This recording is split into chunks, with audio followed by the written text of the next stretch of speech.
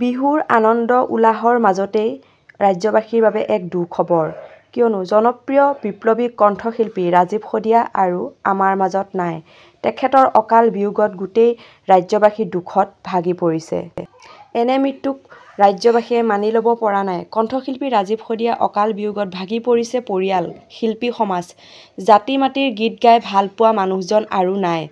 অনুষ্ঠান পৰিৱেশনৰ মাজতেই ঢলি পৰিছিল শিল্পীজনে। মঞ্চত গীত গাই থকাৰ সময়ত আচলতে কি হৈছিল ৰাজীৱ সদিয়াৰ সৈতে? অনুষ্ঠান আৰম্ভ কৰি এটা গীত গোৱাৰ পাছতেই হৈছিল অঘটন। দেওবাৰে নিশা তিনিচুকীয়াৰ ফিলবাৰীৰ ৰসবাৰী পৰ্যটন মেলাত সাংস্কৃতিক অনুষ্ঠান আছিল ৰাজীৱ সদিয়াৰ। অনুষ্ঠান কৰি থকাৰ মাজতেই হঠাৎ ঢলি পৰিছিল ৰাজীৱ সদিয়া। প্ৰথমে বুকুৰ বিষ অনুভৱ কৰিছিল ৰাজীৱ সদিয়াই। ইয়াৰ পিছতেই ঢলি পৰিছিল জনপ্ৰিয় কণ্ঠশিল্পী ৰাজীৱ সদিয়া। হাৰ্ট এটেক হৈ ঢলি পৰিছিল কণ্ঠশিল্পীগৰাকী।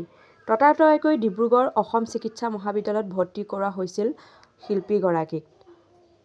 এইমছত আৰু ICUত চিকিৎসাধীন অৱস্থাতে মৃত্যুৰ ওচৰত হাৰ মানিলে জনপ্ৰিয় কণ্ঠশিল্পীগৰাকীয়ে। সঁচাকৈ বহুত দুখ লাগিল খবৰটো পাই।